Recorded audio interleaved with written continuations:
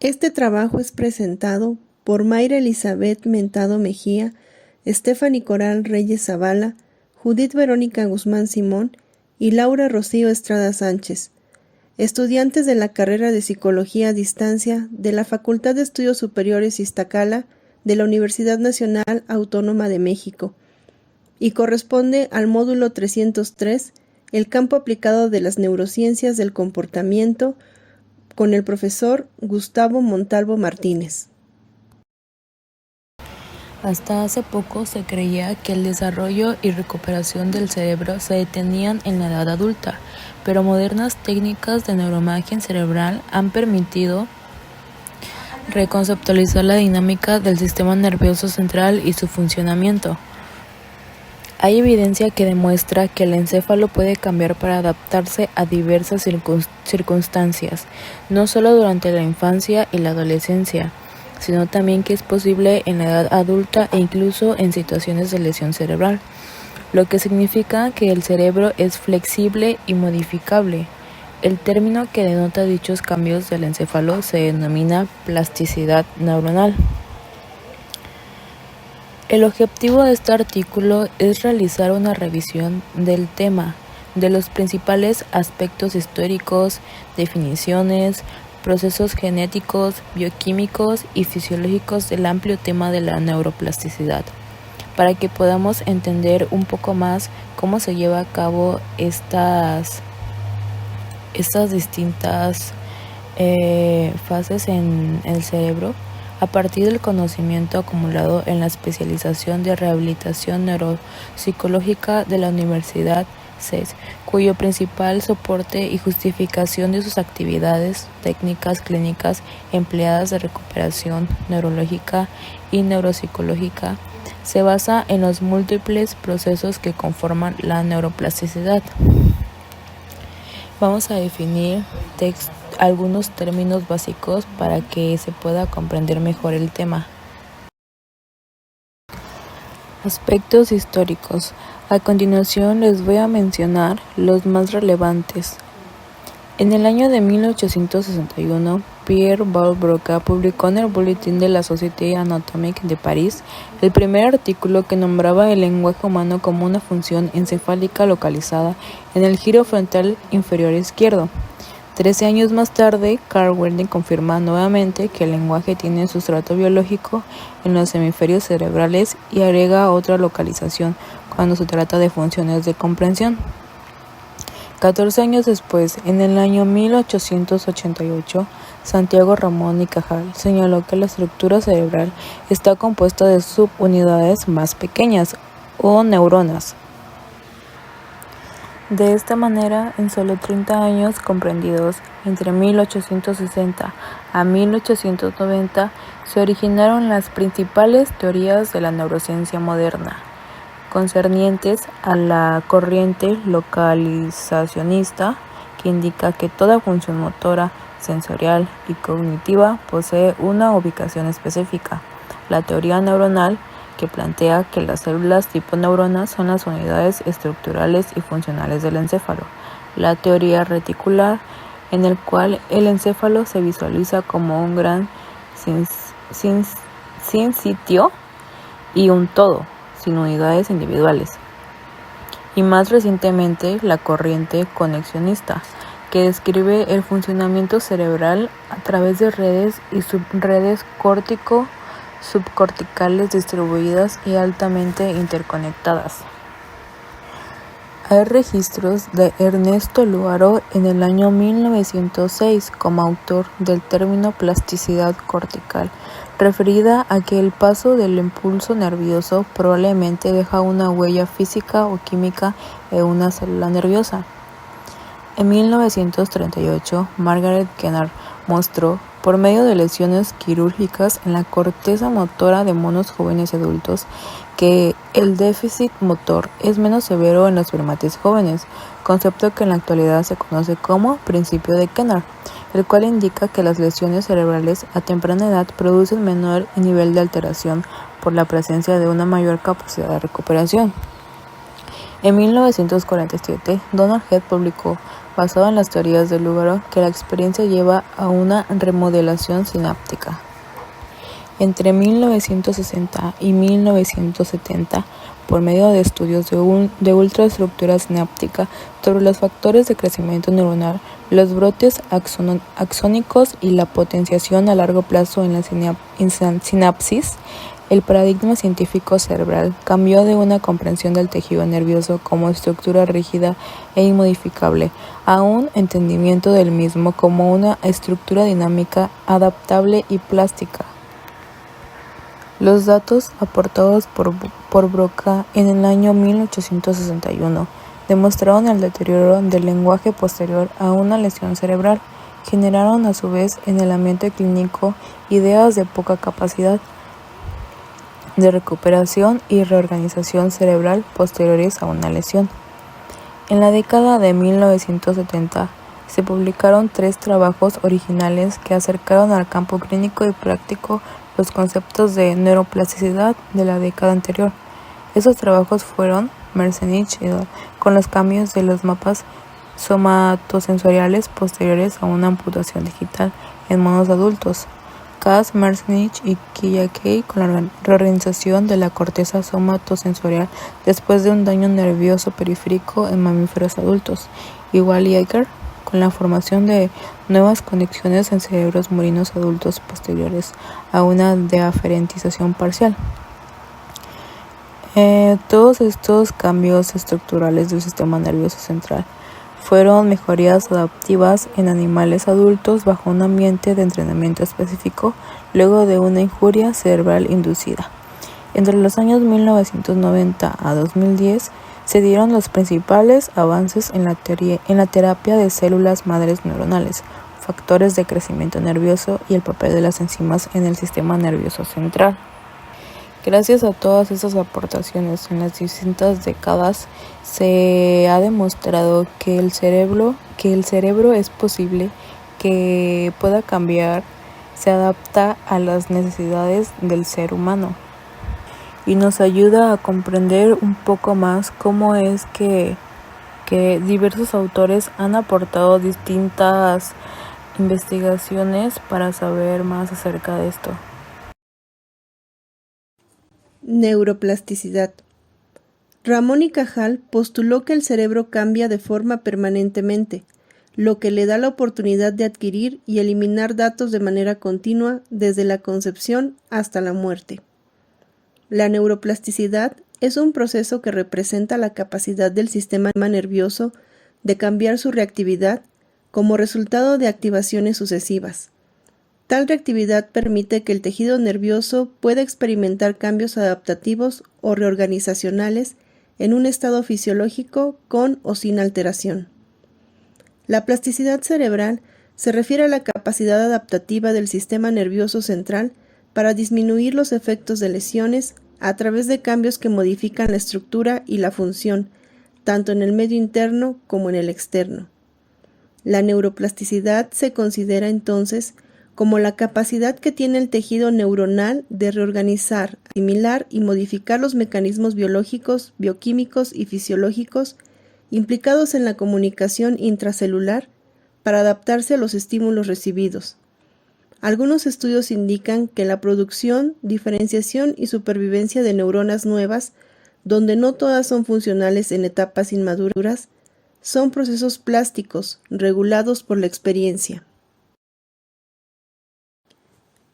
Una forma de materializarse el proceso neuroplástico es a través de la corteza cerebral. Es así como se habla de plasticidad cortical, y varios autores la dividen en 2 subprocesos: plasticidad cortical fisiológica y plasticidad cortical patológica, la cual a su vez se divide en adaptativa y mal adaptativa. La plasticidad adaptativa es la habilidad de sobrevivir y reproducirse en un ambiente donde se presenta un daño, y la plasticidad no adaptativa o mal adaptativa incluye cualquier respuesta a una condición ambiental que no aumente la adaptación de éste.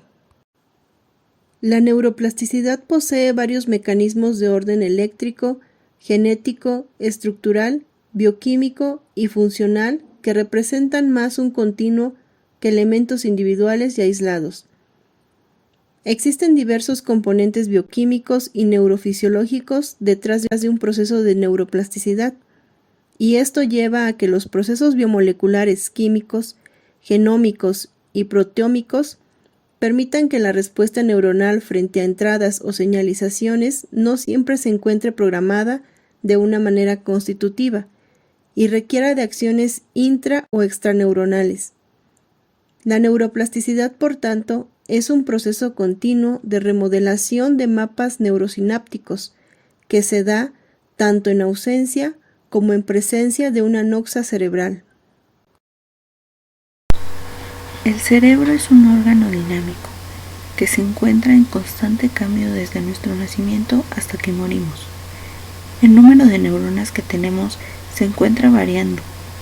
Las conexiones neuronales se encargan de enviar y recibir información, realizando el proceso de aprendizaje. Por otro lado, también podemos perder conexiones neuronales. A este fenómeno lo conocemos como olvido. Las funciones cognitivas son procesos mentales que nos permiten desarrollarnos de forma óptima. Entre estos procesos se encuentra la atención. Todos los seres humanos contamos con limitantes en cuanto a la cantidad de información que podemos procesar, generando la necesidad de filtrar y seleccionar información, nombrando a este proceso como atención. Percepción es la interpretación y comprensión a través de la psique. Memoria. De acuerdo con Sokolov, 1970, la memoria es un mecanismo o proceso que permite conservar la información transmitida por una señal después de que has suspendido la acción de dicha señal. La rehabilitación temprana o neurorehabilitación se presenta debido a un daño cerebral o alguna enfermedad degenerativa. Pueden perderse conexiones neuronales, generando daños relacionados con la zona cerebral afectada. Al identificarla, se comienza la rehabilitación, que puede ser fisioterapia o mediante tratamientos con células madre, que de acuerdo a algunos investigadores pueden convertirse en neuronas. El desarrollo prenatal cerebral, también conocido como periodo embrionario, se produce durante las primeras 8 semanas de gestación. En cada uno de los trimestres se desarrollan diferentes partes del cuerpo. Todas las células sanguíneas, el cerebro, médula espinal y el corazón comienzan a desarrollarse. Se forman las capas germinales, el mesodermo, notocorda y endodermo.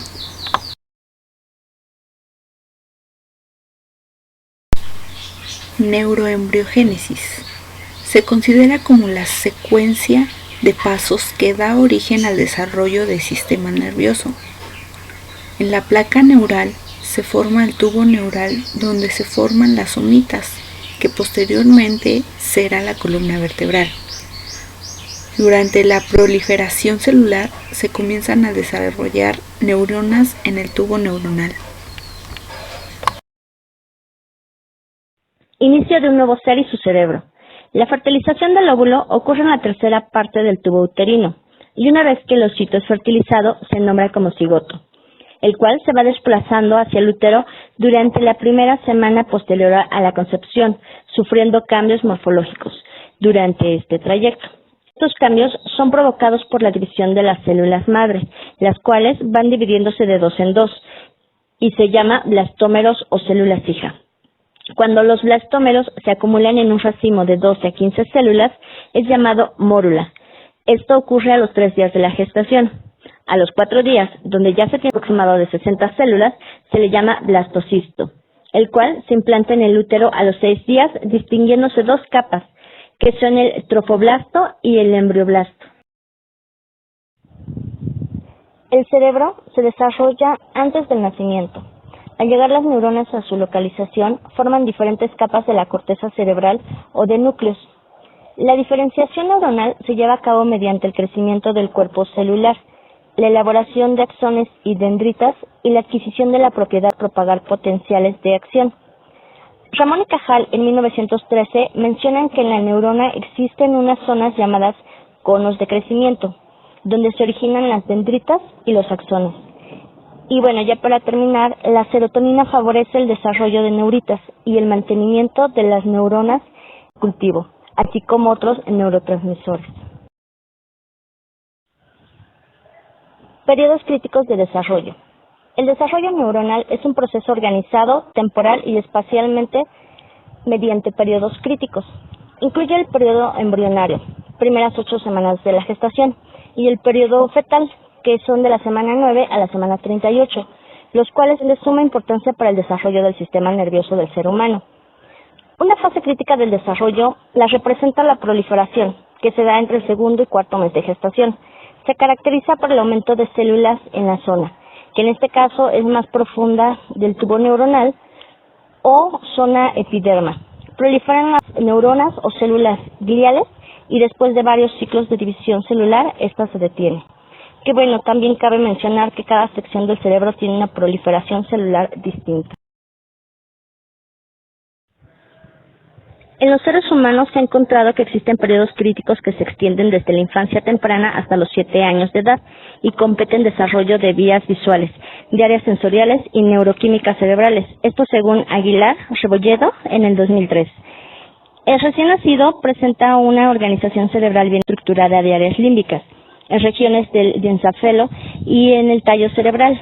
En el periodo postnatal, los periodos críticos se refieren a la organización de procesos de integración psicomotora y sensorial que intervienen en el aprendizaje, influenciados por cambios anatómicos y por mecanismos de plasticidad cerebral, factores nutricionales, mentales y psicosociales. Esto según Correa en el año 2008.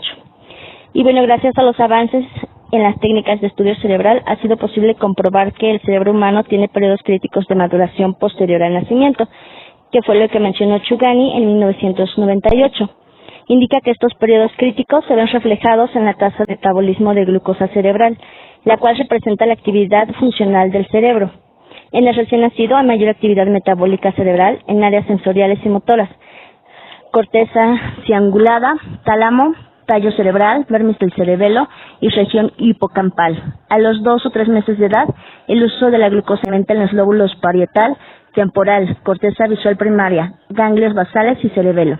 Entre los 6 y 12 meses de edad se acrecienta en la corteza frontal, como lo comentó Chugani en 1998, y estos cambios metabólicos corresponden a la emergencia y maduración de varias conductas observadas durante el primer año de vida. Los cambios de corteza cerebral persisten hasta los 16 y 18 años de edad. Plasticidad cerebral prenatal y neonatal. Actualmente se cree con mayor fuerza que los cambios plásticos cerebrales se basan en cambios regulados por la fuerza de la sinapsis desde la etapa de desarrollo. Varios estudios indican que puede ocurrir aprendizaje en estados previos al nacimiento, como es el caso del periodo fetal. Un ser humano está expuesto a varios estímulos ambientales, como son los latidos del corazón de su madre o su voz, además en este caso de ruidos exteriores. El cerebro y los órganos sensoriales del feto están lo suficientemente desarrollados alrededor de la semana 25, permitiendo que sea capaz de percibir y aprender de estos sonidos.